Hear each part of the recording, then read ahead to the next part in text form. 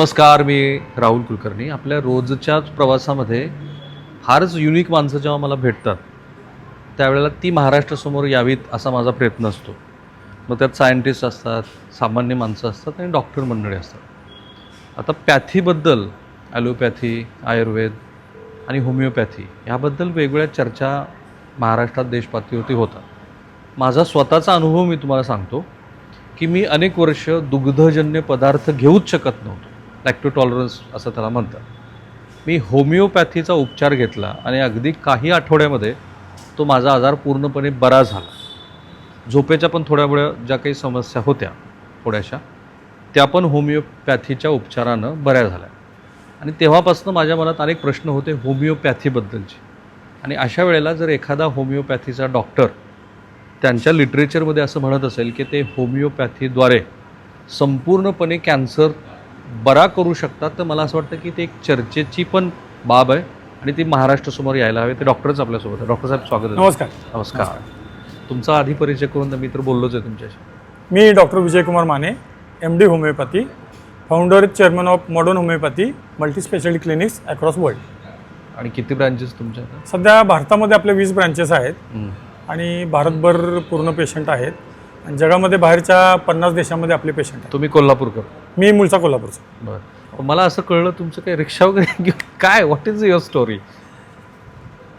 माझी स्टोरी म्हणजे मी कोल्हापूरमध्ये जो काही कल्चर आधी होतं किंवा अजून पण आहे त्या कल्चरमध्ये वाढलेला होतो. मग 9वीपर्यंत टॉपर होतो. 9वी नंतर व्यसनाधीनता, गुंडगिरी यामध्ये गुंतलो गेलो आणि मग शेवटी 3-4 वर्ष आयुष्याची वाया घालवल्यानंतर म्हणजे इतका वर्स्ट झालेलो होतो की वडील म्हटले आता तू रिक्षा घे, रिक्षा चालव. रिक्षा घ्यायला गेलो. ती फ्रंट इंजिनची रिक्षा होती त्यावेळेला, सीट खाली इंजिन असणारी, ती मला नको होती. वडील म्हटले मग तीच घ्यायला लागेल कारण मिळत नव्हती रिअर इंजिन रिक्षा. ही गोष्ट आहे 1989ची. आणि मग वडिलांच्यावर वाद झाला. घरी आलो. नातेवाईक सगळे जमलेले, नातेवाईक सगळे चांगले आहेत, टॉपर डॉक्टर्स आणि इतर फील्डमध्ये. तर मग मत परिवर्तन झालं आणि मग ठरवलं की नाही, आपण पुन्हा शिकायचं 12वी सायन्सला. 12वी सायन्सला शिकलो, चांगले मार्क पडले. मग होमिओपॅथीला गेलो आणि मग होमिओपॅथी डॉक्टर झालो. क्युरियस असल्यामुळं पहिल्यापासून की होमिओपॅथीनं काय होऊ शकतं याचे आदरणीय गणेश ते बंद करायला सांगितलं. आमचे प्रिन्सिपल होते शरदचंद्र गुणे सर. त्यांच्या OPDचे रिझल्ट्स बघायचो आणि मग लक्षात आलं की होमिओपॅथीनं गंभीर आजार पण बरे होऊ शकतात. थोडक्यात तुमची सुरुवात उन्हाळ विद्यार्थी, वाया गेलेला विद्यार्थी थेट MD होमिओपॅथी झालो. आणि कुठलं महाविद्यालयीन शिक्षण तुम्ही घेतलं? मग कोल्हापूरमध्ये माझं होमिओपॅथी शिक्षण झालं विनोताई चव्हाण कॉलेजला आणि MD मी अहमदनगरला केलं, काकासाहेब मस्के होमिओपॅथी कॉलेज. आणि प्रॅक्टिस केव्हा सुरू? 1996 पासून मी प्रॅक्टिस चालू केली. 96 पासून? 96च्या 4 वर्ष, आता 29 वर्ष तुमची सेवा आहे. 30 वर्ष पूर्ण. 30 वर्ष. मला डॉक्टरांची गंमत अशी वाटली, आपण आता थोडं पुढे जाऊ, की तुमचं मी इंग्रजी लिटरेचर वाचलं आणि टाइम्स ऑफ इंडिया आणि वेगवेगळ्या माध्यमातल्या बातम्याही बघितल्या. तुम्ही असा दावा करता की कॅन्सर पूर्ण बरा होऊ शकतो? हो सर, बरा होऊ शकतो cancer. Are you sure? Yes, I am sure. Are you ready for debate? Yes, I am also ready.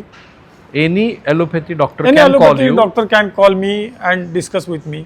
तुम्ही त्यांच्या प्रेझेंटेशन मध्ये असा दावा केला? मी अशा केसेस ॲलोपॅथी डॉक्टर आणि होमिओपॅथी डॉक्टर, आयुर्वेदिक डॉक्टर यांच्या प्रेझेंटेशनमध्ये केसेस रिप्रेझेंट केलेत. डॉक्टर साहेब, तुम्हाला महाराष्ट्र बघतोय ना, कारण ह्याच्यानंतर तुम्हाला असंख्य फोन येणार. हो, येऊ देत ना. जगानं सगळं बघितलं आणि त्याच्यावर माझी चर्चा करायला तयारी आहे. दुबईच्या आयुष कॉन्फरन्समध्ये पण मी माझ्या केसेस रिप्रेझेंट केल्या. रिपीट वाक्य करतो. डॉक्टरांचा दावा आहे की ते कॅन्सर पूर्ण बरा करतात. हो, कॅन्सर पूर्ण बरा होऊ शकतो ॲट एनी स्टेज असं म्हणता येत नसते. कॅन्सर कुठल्या स्टेजमध्ये आपल्याकडे आला त्याच्यावर अवलंबून असते. पण जिथं कन्व्हेन्शनल ट्रीटमेंट फेल्युअर झालेले आहे, जे टाटासारख्या हॉस्पिटलमध्ये एखादा पेशंट आला, त्यानं रेडिएशन केमोथेरपी घेतली, त्यातून त्याला रिझल्ट आला नाही, आजार वाढत गेला आणि पुन्हा येऊन तो आमच्याकडे बरे झाला, अशा आमच्याकडे केसेस आहेत. आणि जे काही न करता लोक आमच्याकडे येतील कन्व्हेन्शनल ट्रीटमेंट न घेता, ते बरे व्हायची शक्यता जास्त असते. कॅन्सर अशी गोष्ट आहे की येणारी प्रत्येक स्टेजचा कॅन्सर प्रत्येक बरा होईल असं नाही आहे. पण प्रायमरी सेकंडरी लेवलचे कॅन्सर, काही टर्शरी आणि 4थ्या स्टेजमधले सुद्धा कॅन्सर आमच्याकडे बरे झालेले आहेत. पण मग माझा प्रश्न तोच आहे की आता US FDA तुम्ही रिपोर्ट्स बघितले? कारण मी जेव्हा स्वतः माझ्याच लॅक्टोटॉलरन्सवर उपचार घेतला, क्युरियोसिटी म्हणून होमिओपॅथीबद्दल मी खूप वाचलं त्या काळात. खास करून कोरोना काळामध्ये तर ते जे काय कॅम्पी 4 वगैरे ना, ते औषध आल्यानंतर. सो होमिओपॅथी आहे काय बेसिकली? होमिओपॅथी म्हणजे सिमिलिया सिमिलिबस क्युरेंचर, म्हणजे ज्या औषधामध्ये आजार निर्माण करायची ताकद असते तेच औषध आजार बरं करू शकतो. ओके. होमिओपॅथीमध्ये माझं स्पेशल संशोधन आहे. मी ज्यावेळेला सेकंड इयरला विद्यार्थी होतो त्यावेळेला मी आमच्या पॅथॉलॉजी सरांना प्रश्न विचारला की पॅथॉलॉजिकल चेंजेस ह्या रिव्हर्स होऊ शकतात काय. त्यावेळेला मला असं उत्तर देण्यात आलं की पुस्तकात लिहिलंय तेच खरं असते, पॅथॉलॉजी इज इरिव्हर्सिबल. मी त्याच्यावर काम करत गेलो. माझ्या विषयाच्या सरांना काही प्रश्न विचारले, ते पण म्हटले नाही असं होऊ शकत नाही. मी म्हटलं नाही सर, मला त्याचं सोल्युशन कळतंय, दिसतंय, ते केल्यावर पॅथॉलॉजी रिव्हर्स व्हायला पाहिजे. इन बिटवीन 94 साली भारतामध्ये एड्स आला, 96 साली माझा प्रॅक्टिस चालू झाली, 95ला मी इंटर्नशिपला होतो, 90 सालचं माझं ॲडमिशन. आणि इंटर्नशिपला असल्यानंतरच्या वर्षामध्ये म्हणजे 96ला एड्स जोरात होता भारतामध्ये. एड्सला ट्रीटमेंट नव्हती, अँटी रेट्रोव्हायरल थेरपी होतं. आणि मग एड्सला मी उपचार चालू केले. माझ्या लक्षात आलं की एड्स बरा होऊ शकतोय. अनेक लोकांच्या एलाजा टेस्ट पण निगेटिव्ह आल्या, अनेक लोकांचे व्हायरल लोड कमी आले, अनेक लोकांचे CD4 काउंट वाढले आणि CD8, आणि लक्षात आलं की तो नॉर्मल आयुष्य जगतोय. जवळपास मी 2008 सालापर्यंत 8000 पेशंट ट्रीट केले. HIV-चे. HIV-ला त्यावेळेला कोण हात लावत नव्हतं, OPD-मध्ये घेत नव्हतं, सर्जरी करत नव्हते, डिलिव्हरी होत नव्हत्या. कोरोनापेक्षा वाईट अवस्था होती एका अर्थानं, पण ती HIV-च्या पेशंटची. अनेक लोक रस्त्यावर पडून मेलेले मी बघितले. आणि ते लोक जिवंत आहेत, 99% लोक अजून सुद्धा नॉर्मल लाईफ जगतात. माझ्या लक्षात त्यातनं आलं की पॅथॉलॉजी रिव्हर्स होऊ शकते. मग माझ्याकडे किडनीचे पेशंट, ते HIV-च्या लोकांनीच पेशंट आणले. किडनीचा एक पहिला पेशंट असा आला की ज्याला नामवंत नेफ्रोलॉजिस्टनी डायलिसिस करायला सांगितलेलं होतं मिरजेमधल्या, आणि तिला डायलिसिस कर किंवा ट्रान्सप्लांट कर असं सांगितलेलं. ती 16 वर्षाची मुलगी होती. आणि माझ्याकडे आली. मला ते नातेवाईक म्हटले सर काय करता येईल का बघा, तुम्ही एवढे मोठे आजार बरे करताय ज्याला ट्रीटमेंट नाही, तर काय करता येईल. म्हटलं बघूया, मी प्रयत्न करतो. आणि प्रयत्न केल्यानंतर तिचे रिपोर्ट सगळे कमी आले, नॉर्मल आले. तिला नंतर 2 मुलं झाली, लग्न झालं तिचं. आज ती नॉर्मल गृहिणी म्हणून लाईफ जगते इतक्या वर्षानंतर, 30 वर्षानंतर सुद्धा. 96 सालची गोष्ट आहे माझ्या प्रॅक्टिसच्या सुरुवातीची. नंतर मग कॅन्सरचे काही पेशंट येत गेले, जे नाकारलेले होते ट्रीटमेंट ते बरे झाले. लिव्हर सिरोसिस आजार बरा झाला, किंवा इतर गंभीर आजार, हृदयाच्या आजारामध्ये ब्लॉकेज तयार होणं किंवा झडपा खराब होणं, हे आजार बरे झाले. मग जो माझा पहिला प्रश्न होता, इज द पॅथॉलॉजी रिव्हर्सिबल, विचारलेला की पॅथॉलॉजी ही रिव्हर्स होऊ शकते. आणि हा माझा दावा आहे की अनेक आजारांचे आपल्याकडे पेशंट बरे झालेले आहेत. आणि या सगळ्यांचे टेस्टिमोनियल्स आणि स्टॅटिकल डाटा आपण गेल्या 30 वर्षामध्ये कलेक्ट केलेला आहे. त्याच्यावरून असं, कारण आम्ही जे ट्रीट करतो पेशंट मुख्यतः ते cancer, kidney failure, liver cirrhosis, संधिवात, हृदयविकार, ज्याला कन्व्हेन्शनल उपचार पद्धतीमध्ये उपचार नाहीत, किंवा ऑटोइम्युन डिसीज, हे सगळे आजार बरे होतात, हा आपला दावा आहे. आणि मी तो विचारपूर्वक व्यक्त करत आहोत. राईट. हे रेकॉर्डिंग करण्याच्या आधी पण मी डॉक्टरांशी जे काही 15-20 मिनिट बोललो, मला असं लक्षात आलं ही इज टू कॉन्फिडंट. इतका विश्वास एखाद्या डॉक्टरांच्याकडं मी फार कमी वेळेला बघतो, कारण बरेच जण ॲलोपॅथीच्या औषधाच्या मर्यादेसहित त्याचा विचार करत असतात. तुम्ही 3-4 वेळा ते वाक्य वापरले, मला लक्षात आलं की pathological changes can be reversible. Yes. आपले प्रेक्षक असे आहेत की ज्यांना अधिक सोप्या भाषेत ते समजून घ्यायचं. एखादं आपण उदाहरण बघू आणि त्याच्यावरती उदाहरण आता आपण बघितलं, मगाशी मी सांगितलं की टाटामधले एक आपल्याकडे पेशंट आले ज्यांनी इसोफेजल कॅन्सरसाठी केमोथेरपी रेडिएशन घेतली, काहीतरी 38 रेडिएशन आणि केमोथेरपी काही घेतल्या. त्यानंतर त्यांना तिथं सांगण्यात आलं की आता आमची ट्रीटमेंट संपलेली आहे, तुमचा आजार पुन्हा वाढला आहे, तुम्ही आता हायर केमो घ्या, ज्याचा खर्च आठवड्याला 2 लाख रुपये एका केमोला येईल. ते पेशंटनं विचार केला. ते पेशंटनी मला 14 साली भेटलेले होते त्यांच्या मिसेससाठी. त्यांचा संधिवात, रुमॅटॉइड आर्थरायटिस माझ्याकडे बरा झालेला होता. ते म्हटले मग मॉडर्न होमिओपॅथीकडे का जाऊ नये आपण. माझ्याकडे आले. 8 महिन्यामध्ये परत टाटामध्ये रिपोर्ट काढले. आमच्या उपचारानंतर टाटामधल्या रिपोर्टमध्ये आजार पूर्णपणाने गेलेला दिसून आला. त्यावेळेस पेशंटने एक प्रश्न उपस्थित केला आहे, जर एवढी ट्रीटमेंट घेऊन पैसे खर्च करून मनस्ताप करून माझा आजार वाढला असेल तर काही न करता यांच्याकडे पहिल्यांदा गेलो असतो तर तो खूप लवकर बरा झाला असता. आणि तसंच अनेक कॅन्सर पेशंट आमच्याकडे सुरुवातीला येतात, ते 2-3 महिन्यामध्ये बऱ्याच पेशंटचे रिपोर्ट्स निगेटिव्ह येतात, म्हणजे कॅन्सर गेलेला दिसतो. पण हे पॅथॉलॉजिकल चेंजेस मी म्हणत होतो की ऑर्गन शारीरिक ऑर्गनमध्ये ज्यावेळेला बदल होतात त्याला पॅथॉलॉजिकल चेंजेस म्हणतात. जसं कॅन्सरमध्ये गाठी निर्माण होतात, अवयव खराब होतात, चांगल्या अवयवामध्ये तो आजार पसरतो. किडनीच्या आजारामध्ये किडनीचा आकार लहान होतो, किडनीची कार्यक्षमता बंद होते, त्याला पॅथॉलॉजी चेंज म्हणतात, कारण त्याला CKD म्हणतात, क्रॉनिक किडनी डिसीज, किंवा एंड स्टेज रिनल फेल्युअर म्हणतात.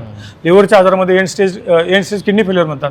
लिव्हरच्या आजारामध्ये एंड स्टेज लिव्हर फेल्युअर म्हणतात, ESLD. ते लिव्हर खराब झालेला असते, आकार वाढलेला असतो किंवा कमी झालेला असतो आणि लिव्हर काम करायचं बंद झालेलं असते. हृदयाच्या झडपा खराब झालेल्या असतात, या सगळ्या आजारांना पॅथॉलॉजिकल चेंजेस म्हणतात. कन्व्हेन्शनल ट्रीटमेंटमध्ये या पॅथॉलॉजिकल चेंजेसना इरिव्हर्सिबल असं समजलं जातं. हे रिव्हर्स होऊ शकत नाही. ही गोष्ट आपण जगात पहिल्यांदा पुसून काढलेली आहे.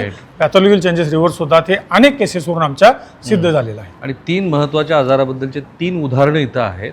त्या 3ही उदाहरणातनं आपण हे समजून घेण्याचा प्रयत्न करू. पण पुन्हा एका प्रश्नाचं उत्तर मला अपेक्षित आहे डॉक्टर साहेब, की होमिओपॅथीमध्ये जी औषधं तयार होतात ते बेसिकली मला वाटतं प्लांटपासून ॲब्स्ट्रॅक्ट बेसिकली प्लांट बरोबर.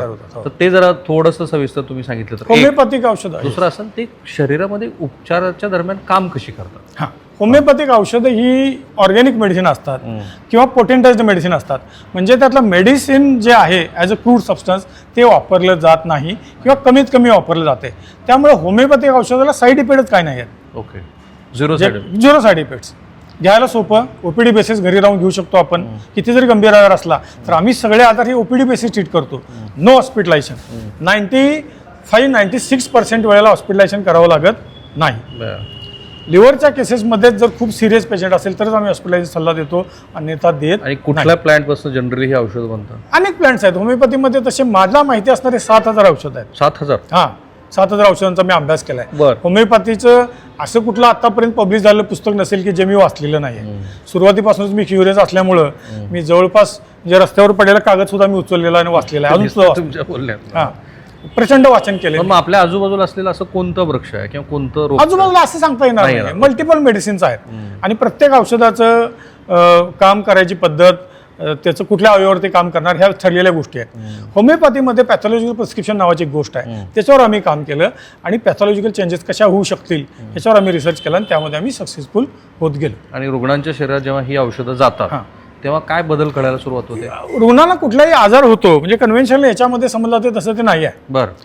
रुग्णांना आजार होतो म्हणजे त्याची प्रतिकारशक्ती कमी आलेली असते किंवा ती प्रतिकारशक्ती डायव्हर्ट झालेली असते. त्यामुळे काय होतं, मग रुग्णामध्ये पॅथॉलॉजिकल चेंजेस रिव्हर्स होतात, पॅथॉलॉजिकल चेंजेस निर्माण होतात. होमिओपॅथी औषधानं इम्युनो मॉड्युलेशन होते. होमिओपॅथिक औषध शरीरालाच उद्युक्त करते की जसं शरीरानं आजार निर्माण केलाय तसंच तो शरीरानं आजार नष्ट करावा. होमिओपॅथिक औषध हे माध्यम म्हणून काम करते, त्याला इम्युनो मॉड्युलेशनचं. जसं इतर उपचारामध्ये असं म्हटलं जाते की ते औषधच आजार मारेल, जसं रेडिएशन काय करेल, जबरदस्तीनं ते कॅन्सर सेल्स नष्ट करतील. केमोथेरपी कॅन्सर सेल, आम्ही त्या सेल्सवर काम करत नाही, आम्ही शरीराच्या इम्युनो मॉड्युलेशनवर काम करतो. शरीर जसं आजार निर्माण करते तसं शरीर आजार नष्ट करते. हे कसं दिसणार, रिपोर्टमध्ये दिसणार. कॅन्सरमध्ये काय कुठली टेस्ट आहे सगळ्यात चांगली, एकतर बायोप्सी, हिस्टो केमिस्ट्रीच्या टेस्ट, अधिक पेट स्कॅन. पेट स्कॅनमध्ये दिसणारा आजार गेलेला आहे तो पेट स्कॅनमध्ये दिसणार पुन्हा गेलेला आहे. ते लिव्हरच्या आजारामध्ये निर्माण झालेलं पाणी, खराब झालेलं लिव्हर, निर्माण झालेली कावीळ, शरीराचं डिस्कलेशन हे सगळं गेलेलं दिसेल. पेशंट नॉर्मल लाईफ जगतोय असं दिसेल. अनेक पेशंटचे टेस्टिमोनियल आमच्या चॅनलवर आहेत, यूट्यूब चॅनलवर आहेत. यावरून सिद्ध होईल. रिपोर्ट सगळे नॉर्मल येतील. वाढलेलं हिमोग्लोबिन कमी झालेलं असते ते वाढेल, प्लेटलेट कमी झालेलं वाढतील, कावीळ असेल ती कावीळ जाईल, पोटातलं पाणी जाईल. बऱ्याच लोकांचं पहिल्या आठवड्यामध्ये पाणी गेलेलं आहे किंवा जाते. या सगळ्यावरून सिद्ध होते की पॅथॉलॉजिकल चेंजेस हे रिव्हर्स होतात. पण एवढी वर्ष होमिओपॅथी आहे आपल्याकडे, आता हल्ली त्याच्याबद्दल खूप लोक सकारात्मक बोलायला लागले, जे माझंच उदाहरण आहे. बरोबर. होमिओपॅथीचा जो काही प्रसार आणि प्रचार होणं अपेक्षित होतं तो का नाही झाला. होमिओपॅथीमध्ये लोक कन्व्हेन्शनल उपचार करत गेले, जसं पुस्तकात लिहिलंय. मी स्वतःला म्हणजे मला म्हणायचं नाही मी काय मोठा माणूस आहे असं. सॅम्युअल हनीमान जे आहेत होमिओपॅथी संस्थापक, त्यांच्यामुळेच मी आज इथंपर्यंत आहे. मला वाटतं त्यांचं पण आपण बघू. तर ते फक्त पुस्तकाचा न विचार करता मी बिटवीन द लाईन्स किंवा बियॉन्ड द लाईन्स बघितल्या. आणि मी स्वतः पहिल्यापासून जसं माझं लाईफ आहे की म्हणजे वर्स्ट असताना पुन्हा चांगला झालो, तसंच मी विचार केला की नाही असं होऊ शकतंय. जर माझ्यासारखा माणूस पूर्ण वर्स्ट असलेला जर चांगला होऊ शकतो तर होमिओपॅथीमध्ये आजार का बरे होऊ शकत नाहीत, बरे होणार. लॉजिक आहे तू. हा, बरे होणार. असं जर कुठली एक गोष्ट आहे की डार्विनचा सिद्धांत आहे, सर्वायवल ऑफ फिटेस्ट. मग होमिओपॅथी फिटेस्ट आहे की नाही, आहे. मग होमिओपॅथीमध्ये लॅक्युने काय होते, माझ्या लक्षात काही लॅक्युने आले. जसे की रेपट्रेशन करायला लागणं, प्रत्येक पेशंटला खूप वेळ देणं, ज्या डॉक्टरने औषध दिले तो डॉक्टर कॉन्फिडंट नसणं, 10 लोकांना ट्रीट केलं 2-3 बरं वाटतं. होमिओपॅथी डॉक्टर ॲलोपॅथीची प्रॅक्टिस करतात. हा, त्याचं कारण ते आहे की त्यांना कॉन्फिडन्स नसतोय की होमिओपॅथीने आजार बरा होते.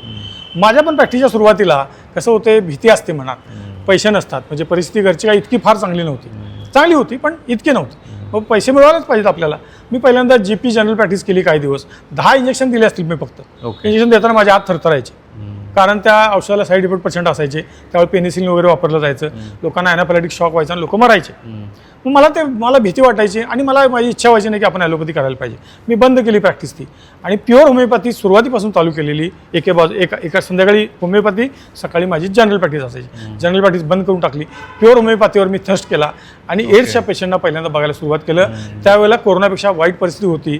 एड्सच्या पेशंटला कोण हात लावत नव्हता. मी सांगितलं अगोदर पण. मग अशा वेळेला बघायला चालू केलं, त्यांना ट्रीट करायला चालू केलं, रिझल्ट येत गेले. त्यातूनच माझ्या लक्षात आलं की pathology is reversible with homeopathy treatment. त्यामध्ये मग आम्ही स्पेशल रिसर्च आपला केला. अनेक वर्ष रिसर्च करतोय, गेले 30 वर्ष रिसर्च चालू आहे म्हणायला पाहिजे.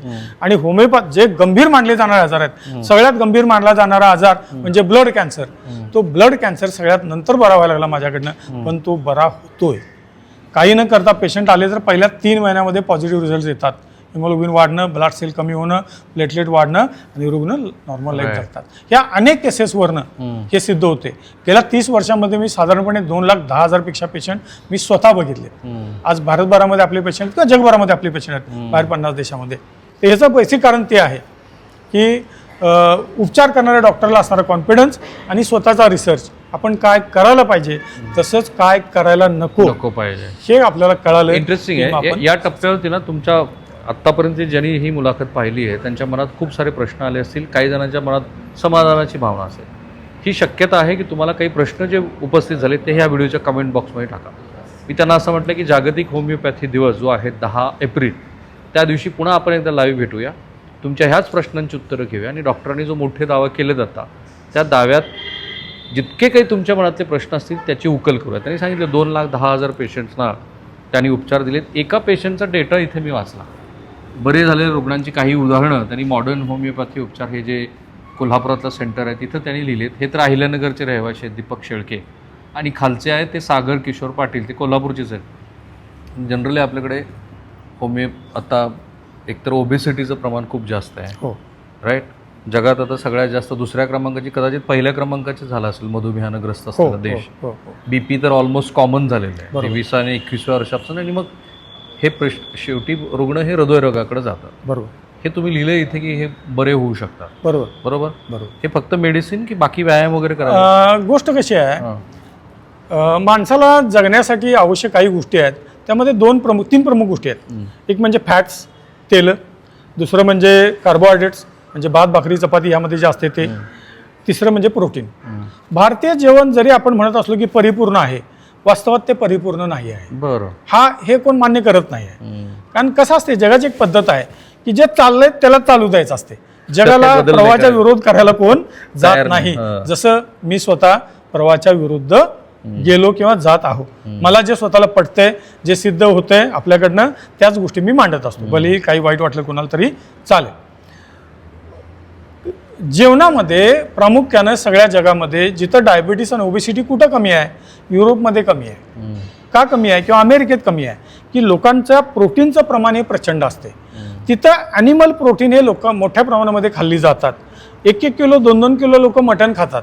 मी त्याचं समर्थन करत नाही, योग्य का अयोग्य. पण होतंय काय की जास्त प्रोटीन खाल्ल्यामुळं कार्बचा इंटेक कमी होतो आणि कार्बचा इंटेक कमी झाल्यामुळं डायबिटीस सारखे, ओबेसिटी सारखे, हृदयविकाराचं झटकं म्हणजे जिथं रक्तवाहिन्यांमध्ये गुठळ्या होतात त्या गोष्टी कमी प्रमाणामध्ये होतात. भारतामध्ये कार्बचं प्रमाण प्रचंड आहे. म्हणजे भातात पण तेच आहे, भाकरीत तेच आहे, चपातीत तेच आहे, लेग्युमिन्समध्ये पण तेच असते. कार्बचं प्रमाण ज्यावेळेला कमी करतील लोक आणि प्रोटीन खातील त्यावेळेला डायबिटीस सारखे आजार आणि ओबेसिटी सारखे आजार कमी होतील. आता सुद्धा आपल्या काही मुलाखती सर मी बघितल्या, आपण खूप छान अभ्यास करता. म्हणजे पत्रकारितेच्या क्षेत्रामध्ये आपल्यासारखा पूर्ण विषयाच्या खोलाशी जाऊन अभ्यास करणारा माणूस नाही. सत्य आहे. आपल्यासारखा म्हणजे मला आपल्याला भेटावंसं वाटलं आणि बोलावंसं वाटलं, ह्याचं प्रमुख कारण ते आहे की आपण मुळाशी जातात त्याच्या. तसे लोक खूप कमी आहेत. लोक सुपरफिशियल नॉलेजवर किंवा जे चाललंय त्याच्यावरच बोलतात. म्हणजे प्रवाशी एकरूपून जायला बघतात, प्रवाहाच्या अगेन्स्ट जायला लोक बघत नाहीत. तर म्हणून आपल्याला नाही, अजून एकदा आपलं अभिनंदन आणि मी आपला त्याबद्दल आभारी पण. थँक्यू. पण या 2 केसेस बद्दल आपण बोलतो, हृदयविकार, अशा खूप केसेस आहेत. नाही पण मग होमिओपॅथीमध्ये हृदयविकार तिथे अँजिओप्लास्टीची गरज आहे नाही का? अँजिओप्लास्टी तर मी एक उदाहरण देतो. 2006 साली माझ्याकडे एक पेशंट आलेले होते, किंबहुना मीच त्यांना ॲडमिट केलं एका कार्डिओलॉजिस्टकडे. ते माझ्या एका पेशंटचे नातेवाईक होते. त्यांना उन्हात काम करत असताना हार्ट अटॅक आला. म्हणजे बेशुद्ध पडले, सिनकोप झाला त्यांचा, आणि त्यांना बेशुद्ध अवस्थेमध्ये माझ्याकडे घेऊन आले. मी म्हटलं यांना हार्ट अटॅक सिव्हिअर आला आहे, कार्डियाक अरेस्ट आहे, त्यांना आपण ॲडमिट करायला पाहिजे. एका कार्डिओलॉजिस्टला आम्ही ॲडमिट केलं. ॲडमिट केल्यानंतर त्यांचा बंडल ब्लॉक असा मिस डायग्नोसिस थोडासा झाला, इलेक्ट्रिकल इम्पल्स लॉस आहे असा, पण तो हार्ट अटॅक होता. पेशंट कोमामध्ये गेले. कोमामध्ये गेल्यानंतर त्या डॉक्टरांचा मला फोन आला. म्हणजे डॉक्टर असंच झालं आहे आणि तुमचा पेशंट कोमामध्ये आहे, व्हेंटिलेटरवर आहे, पेशंट काय वाचत नाही, घरी घेऊन जायला सांगा. मी त्यांची मुलं मला भेटायली. म्हटले काय करायचं सर? तर म्हटलं बा माझ्याकडे पण इलाज त्याला आहे, मी प्रयत्न, आता त्यांचा इलाज संपला आहे, त्यांनी नाही म्हणून सांगितलं, मी माझे औषध देतो, प्रयत्न करा, तुम्ही घाला व्हेंटिलेटरचं ते मास्क बाजूला सारा, औषध थेंब तोंडात टाका, बघूया काय झालं तर झालं. अनकॉन्शियस पेशंट पूर्ण. त्यांना औषध दिल्यानंतर ते तिसऱ्या दिवशी जागे झाले. पेशंट जागे झाल्यानंतर त्या डॉक्टरांचा मला फोन आला की सर तुमचे पेशंट जागे झालेत, व्हेंटिलेटर काढलं आहे आम्ही आता आज. आणि तोपर्यंत त्यांचं गाव सगळं होते, मुख्याध्यापक होते रिटायर्ड, त्यांचं गाव सगळं बघून गेलेलं, कारण आता सिरियस आहेत सर, ही आमच्या भागात मास्तर म्हणतात सरांना. आणि मग आले, ते मला भेटायला आले. मग ते डॉक्टरने काय सांगितलं, त्यांची आपण अँजिओग्राफी करून बघायला पाहिजे. मग मी नातेवाईकांना विचारले, म्हटले लगेच नको करायला, 1 महिन्याभराने करूया. मी पण सल्ला दिला. महिन्याभराने आम्ही अँजिओग्राफी केली. त्यावेळेला तिन्ही ज्या मेजर वेसल्स असतात तिन्हीमध्ये 96% ब्लॉकेज दिसून आले. ओके. हार्ट अटॅक येऊन गेल्यानंतर, जागा झाल्यानंतर 1 महिन्यानंतरची गोष्ट आहे. मग माझ्या लक्षात आलं की ज्या दिवशी त्यांना हार्ट अटॅक येऊन ते बेशुद्ध झाले असतील त्या दिवशी त्यांचे ब्लॉकेजेस हे 100% असणार. 0.4% ब्लॉकेजेस हे त्या महिन्याभरामध्ये गेलेत. मग त्या सरांचा मला फोन आला, होमिओपॅथीच्या औषधानंतर 1 महिन्यात जागे झाल्यानंतरची गोष्ट आहे. त्याच हॉस्पिटलमध्ये अँजिओग्राफी केली आम्ही. कोल्हापूरला फेमस हॉस्पिटल आहे. मग मला त्यांचा सरांचा फोन आला, सर त्यांना ओपन हार्ट सर्जरी करायला लागेल, तिन्ही वेसल्स ब्लॉकेज आहेत, काय करूया? मित्र ह्यांना विचारलं मी नातेवाईकांना, ते म्हटले काय करायचं, तुमचं काय म्हणणं आहे? तर म्हटलं आपण बघूया, ज्यावर ते आता जागे झालेत, फिरतात, काही त्रास नाही आहे, तर ते आपणच आपला औषध देऊया आणि 3 महिन्यानं परत एकदा अँजिओग्राफी करून बघू. 3 महिन्यानं आम्ही अँजिओग्राफी करू, आमच्या औषधाची मात्रा वाढवली, औषधं काही बदलली. 3 महिन्यानंतर अँजिओग्राफीमध्ये तिन्ही ब्लॉकेजेस गेलेले दिसून आले. 100%. ही गोष्ट 2006 सालची आहे. आज 2026 आहे. 20 वर्ष किती झाली? 20 वर्ष झाली. पेशंट आज 86 वर्षाचा आहे. पेशंट वाढदिवसाला मला बोलवतो, त्यांच्या गावी जाऊन आले बऱ्याच वेळेला. पेशंट हिंडतोय फिरतोय, त्यांना काही व्यसनं होती, सिगारेट आणि अल्कोहोल ते त्यांनी सोडली, स्वभाव रागीट होता तो बदलला, डायबिटीस कंट्रोलमध्ये ठेवला, नॉर्मल आहे. 86-20 वर्षाचा लाईफ. औषधं जे आहेत तुमची, ठीक आहे, तुम्ही पेटेंटेड केलेली आहेत तुमचं स्वतः? हा, आम्ही 22-23 पेटंट केलेले आहेत होमिओपॅथीमध्ये, अजून करू, बाहेर पण केले आणि इंडियात पण केले. मूळ मुद्दा असा आहे, हा आपला रिसर्च आहे की होतंय काय, लोकांची पण मानसिकता काय असते. हार्ट अटॅक आला की पहिल्यांदा, किंवा माझी पण होतीच ना, सिरियस पेशंट आहे, कधी मरेल सांगता येत नाही, त्याला मोठ्या सेंटरमध्ये, क्रिटिकल केअर इलनेस सेंटरमध्येच न्यायला पाहिजे, त्याशिवाय वाचणार नाही पेशंट. ही मानसिकता बदलायचं काम आपण करायला पाहिजे. की आम्ही त्यानंतर जे पेशंट आता सागर पाटील जे मगाशी बघितलं तेच आहे, त्यांना पण ट्रिपल वेसल डिसीज होता, तो गेला ना, ते खाली येते शिडक्यांच्या खाली. म्हणजे आमच्याकडं आलं तर जसं आमचा तो दावा आहे की पॅथॉलॉजी रिव्हर्सिबल, हे सगळ्याच आजारांमध्ये होते, फक्त हार्टमध्ये, किडनीमध्ये, लिव्हरमध्ये, कॅन्सरमध्ये किंवा संधिवातामध्ये नाही, किंवा ऑटोइम्युन डिसीजमध्ये नाही आहे. आजारांबद्दलची जी कन्व्हेन्शनल उपचार पद्धतीमध्ये आणि पॅथॉलॉजीच्या पुस्तकामध्ये दिलेल्या गोष्टी आहेत, त्या गोष्टी खोट्या ठरवण्याचं, म्हणजे तसं म्हणता येणार नाही, योग्य शब्द मला आठवत नाही, त्या गोष्टी तशा नाहीत, त्या पॉझिटिव्हली बऱ्या होऊ शकतात. ते पण मला एक सांग, ॲलोपॅथीचे साधारणपणे ज्या संघटना आहेत ॲलोपॅथीवाल्यांच्या, त्यांची नावं नको घ्यायला, ते होमिओपॅथीबद्दल प्रचंड नकारात्मक दिसतात, बरोबर? आणि आत्ताची सरकारची धोरणं कशी आहेत? कसं आहे, कोण नकारात्मक दिसतंय, सकारात्मक दिसतंय, हा काय मुद्दा नाही आहे. तर त्यांचं हे झालं, लुकआउट झाला, टीका करतात, करून देत ना. कन्व्हेन्शनल होमिओपॅथी बघून लोक टीका करायचे, जसं की होमिओपॅथीमध्ये रेपल्ट्रायशन जी गोष्ट आहे, प्रत्येक पेशंटला केस घ्यायला वेळ लागतो, किंवा मी सांगितलं कन्व्हेन्शनल उपचार पद्धतीमध्ये 10 पेशंट ट्रीट केले की 2-3 बरं वाटायचं कन्व्हेन्शनल होमिओपॅथीमध्ये, त्या गोष्टी आम्ही आज नाहीशा केल्यात ना. 10 लोकांना आम्ही औषध दिले, अनेक आजारामध्ये आमच्याकडे स्टॅटिकल डाटा आहे, 90 to 96% सक्सेस रेशो आहे. कॅन्सरमध्ये, किडनी फेल्युअर, लिव्हर सिरोसिसमध्ये स्टॅटिकल डाटा मेंटेन केला आम्ही गेले 30 वर्ष. गव्हर्नमेंटचे धोरणं कसे आहेत? गव्हर्नमेंटचे धोरणं आता चांगली आहेत. होमिओपॅथीला आयुष मंत्रालय जे आहे, माझ्या या सेंटरच्या उद्घाटनाला आयुष मंत्री त्यावेळेचे श्रीपाद नाईक सर आलेले होते. हां, तर सरकारची धोरणं चांगली आहेत. अजून सुद्धा आम्हाला अडचण अशी आहे की इन्शुरन्स जो आहे तो मिळायची पद्धती सोपी व्हायला पाहिजे. काय अडचण येतात? हॉस्पिटलायझेशनचा जो त्यांनी आड घातलेली आहे ती नसायला पाहिजे. कारण OPD बेसिस ट्रीटमेंटनं कमी खर्चात उपचार पद्धती होते, अनावश्यक हॉस्पिटलायझेशन करायला लागत नाही. तिथं जर लोकांना इन्शुरन्स मिळाला तर लोकांचा फायदा होईल ना मोठा. मला एक सांगा, मी माझ्याच स्वतःच्या झोपेबद्दल बोललो म्हणून की होमिओपॅथीच्या औषधामध्ये मानसिक आरोग्याबद्दल पण काही हो, मानसिक आजाराबद्दल किंवा आरोग्याबद्दल आम्ही बोललो की सगळ्यात गंभीर आजार म्हणला तो सिझोफ्रेनिया. सिझोफ्रेनिया सुद्धा आमच्याकडे काही केसेस बऱ्या झालेल्या आहेत. कन्व्हेन्शनल कसं असतंय, माणूस रिसर्च करत जातो. कुणाला काही वर्षापूर्वी असं वाटलेलं होतं काय की लाईट लागेल म्हणून? नव्हतं. म्हणजे मला वाटतं 9,999 वेळेला थॉमस अल्वा एडिसनने तो प्रयोग केलेला. अमेरिका आज पृथ्वीवर बसून लाखो, मला वाटतं काय तर 9 लाख किलोमीटर असेल बहुतेक मंगळ, एवढ्या किलोमीटर अंतरावरचं यान जर इथं बसून ते ऑपरेट करत असतील, ही गोष्ट कोणी कधी कल्पना केलेली होती? तसंच होमिओपॅथीचं पण आहे. जुन्या लोकांना वाटलं असेल की होमिओपॅथीनं होऊ शकत नाही किंवा त्या साबूसारख्या गोळ्यानं काय बरं होणार, किंवा एवढा जो मायन्यूट डोस आहे त्याला नॅनो डोस म्हणतात, त्यानं होणार नाही. पण आज आम्ही जे उपचार करतो ते नॅनो उपचार पद्धतीचं आहे. जगानं मान्य केलं की नॅनो उपचार पद्धती किंवा नॅनो लेवलला, सेल्युलर लेवलला किंवा बियॉन्ड सेल्युलर लेवलला गोष्टी काम करत असतात आणि त्या क्युरेबल पण आहेत होमिओपॅथिक उपचार पद्धतीमुळं. म्हणजे नॅनो उपचार पद्धती आलेली आहे कन्व्हेन्शनल उपचार पद्धतीमध्ये आज, आणि होमिओपॅथी तेच करते. साबुदाण्याच्या गोळ्या सुरुवातीपासून तशाच आहेत की आता काय? आम्ही बदल केला. आम्ही लिक्विड फॉर्म मध्ये औषध वापरतो. आम्ही तशा वापरत नाही. आमचे डोसेस थोडेसे जास्त असल्यामुळं आमचे लिक्विड फॉर्म मध्ये आम्ही औषध वापरतो. त्या मुलाखतीच्या अगदी शेवटच्या भागात आहोत आणि तरीही मला 2 महत्त्वाचे प्रश्न डॉक्टरांना विचारून पुन्हा एकदा मी तुम्हाला सांगतो की आपण जागतिक होमिओपॅथी डेच्या दिवसाच्या निमित्तानं पुन्हा एकदा डॉक्टरांशी संपर्क साधणारच आहोत. त्यावेळेला तुमचे ह्या व्हिडिओच्या कमेंट बॉक्समध्ये जे प्रश्न आहेत ना ते मला विचारायचे त्यांना, कारण त्यांनी ज्या पद्धतीनं आता होमिओपॅथीची मांडणी केली आहे. म्हणून एक गोष्ट तुम्ही सांगितली ते तुमच्या स्वतःच्या मुलाच्या उदाहरणावर, मला ते वैयक्तिक गोष्टी जायचं नाही, तुमची इच्छा असेल तर तुम्ही सांगा. पण साधारणपणे डायबिटीस म्हटलं की एकदा औषधं सुरू केली की पुन्हा संपणे. बरोबर. तुमचं असं म्हणणं आहे की डायबिटीस हा मुळात आजार नाहीच आहे त्या कॉन्टेक्स्टमध्ये? ते मेटाबॉलिक डिसऑर्डर आहे. माझ्या मतानुसार शुगर ही तात्पुरती वाढते. बऱ्याच वेळेला ताणतणाव, अल्कोहोलचं सेवन आणि जीवन पद्धती जी आहे, आरामाची जीवन पद्धती, म्हणजे लोक काय करतात की आराम, व्यायाम कमी आणि हाय कार्ब इंटेक हे सगळ्या आजारांचं मूळ आहे असं माझं म्हणणं आहे. याची नोंद घेण्यात यावी. जिथं कार्ब इंटेक कमी आहे तिथं लोक आजारी पडायचं, ह्या डिसऑर्डर ज्या आहेत त्यानं आजारी पडायचं प्रमाण हे कमी आहे. त्यामुळे कार्ब इंटेक कमी करणं, प्रोटीन इंटेक वाढवणं हे तुम्ही कराल.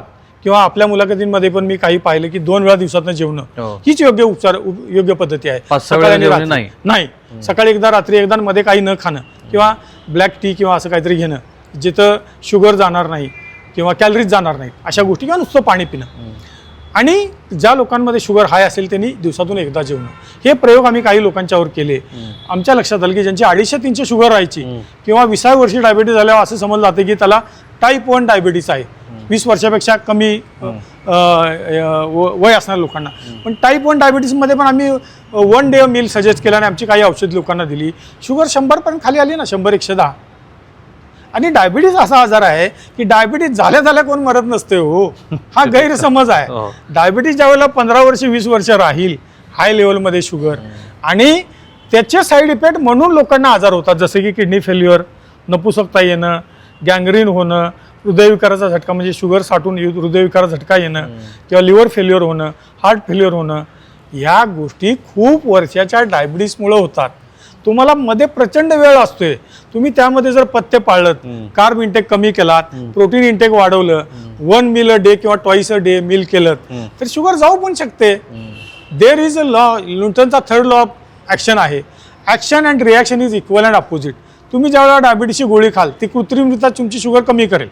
सकाळी गोळी खाल्ली की संध्याकाळी शुगर वाढणार, परत गोळी खाल्ली की शुगर कमी येणार. तुम्ही एका चक्रात अडकलात. त्या चक्रामधनं बाहेर पडायला पाहिजे ना. लगेच घाबरून गोळ्या चालू करायची काय गरज आहे? पहिल्यांदा बघा शुगर कमी येते का, पथ्य पाळा, लाईफस्टाईल बदला. यार खरंच इम्पॉर्टंट. कारण मला सुद्धा ज्या वेळेला थोडंसं असं वाटलं की आपण प्री डायबेटिक स्टेजमध्ये आहोत, तर हा विचार पहिल्यांदा मनात चमकून गेला की आपल्याला पण काही मेडिसिनची गरज पडली. या क्षणाला तरी मला कुठल्याही मेडिसिनची गरज पडलेली नाही. आणि डॉक्टरांनी सांगितलेले महत्त्वाचे मुद्दे आहेत. आता काही लोकांना तुमच्याशी संपर्क, मला माहिती आहे की हे फारच फेमस हॉस्पिटल आहे तुमचं, पण लोक कसं तुमच्याशी संपर्क साधू शकतील? आमच्याही संपर्क साधू. मॉडर्न होमिओपॅथीची आपण जर वेबसाईट बघितली किंवा मॉडर्न होमिओपॅथीचं यूट्यूब चॅनल आहे doctor Vijaykumar Mane modern homeopathy म्हणून, त्या चॅनलला गेलं तर आमचे सगळे नंबर्स आहेत किंवा आमचे काही नंबर आपण डिस्प्ले करू शकता जर आपल्याला वाटत असेल. राईट, ते आपण डिस्प्ले करण्याचा प्रयत्न करू. हां अगदी शेवटचा प्रश्न डॉक्टर साहेब, हां की होमिओपॅथीच्या मते what is the ideal lifestyle? सगळ्यात महत्त्वाचं म्हणजे डाएटमधलं कार्ब कमी करा, फास्ट फूड पहिल्यांदा बंद करा. तिसरी गोष्ट प्रोटीन इंटेक वाढवा. आपल्यात जी आता काही पद्धत झालेली आहे की प्रोटीन कमी खायचं, मग ते व्हेज प्रोटीन असोत किंवा नॉनव्हेज प्रोटीन. खरं सांगायचं तर नॉनव्हेज प्रोटीनमध्ये मीठ, मटण, मासे आणि अंडी. जे मटण खात नसतील अशा लोकांनी मासे आणि अंडी तरी खावीतच. ओके. माझ्या मतानं जवळपास 100 ते 150 ग्रॅम प्रोटीन रोज खायला पाहिजे. एक मध्यम वयीन 5-5.5 फूट उंची असणाऱ्या माणसानं, ज्याचं लाईफ हे थोडं म्हणजे काम करणारं आहे किंवा सेडेंटरी जरी असेल, तर प्रोटीनमुळे शुगर वाढत नाही. शुगर वाढते ती कार्बमुळं. कार्ब जितका कमी कराल प्रोटीन वाढवाल. आणि एक्झरसाईज, त्यामध्ये जिने चढणं, एक 4 मजली 5 मजली बिल्डिंग 2 वेळेला वर खाली करणं किंवा अर्धा तास जाणं आणि अर्धा तास परत येणं, फास्ट चालणं, ह्या गोष्टी जरी केल्या तेवढ्या गोष्टी पुष्कळ आहेत. ह्या जर आपण करू शकू आणि जर आयडियल लाईफ जगू शकू आणि तणावापासून मुक्त राहणं आणि कन्व्हेन्शनल उपचार पद्धतीवर भर न देता होमिओपॅथी किंवा आयुर्वेदाकडे वळणं, या गोष्टी जर आपण केल्या तर निश्चितपणानं आपली लाईफस्टाईल आपण बदलू शकतो आणि आपली आयुष्य मर्यादा आपण वाढवू शकतो असं मला वाटते. मुलाखतीच्या येण्याच्या आधी सॅम्युअल हनीमान सरांचं आमच्या संस्थापक आहेत, त्यांचं स्कल्पचर आहे, ते पण जरा आपण तिथं एक दोन शब्द जरूर दाखवा बोललो तर बरं होईल. आपण इथे थांबत असताना ना, मला पुन्हा ते प्रेक्षकांना सांगायचं आहे की तुम्ही तुमचे प्रश्न डॉक्टरांसाठी आवर्जून ह्या व्हिडिओच्या कमेंट बॉक्समध्ये टाका. त्यातले जितके प्रश्न घेणं शक्य आहे. पण मी तुमची जी ओळख करून दिली तीच मी पुन्हा तुम्हाला सांगणार आहे की तुम्ही कॅन्सर एका विशिष्ट टप्प्यावरती जर रुग्ण आले तर पूर्णपणे बरी होण्याची खात्री शक्यता जास्त आहे. जास्त आहे.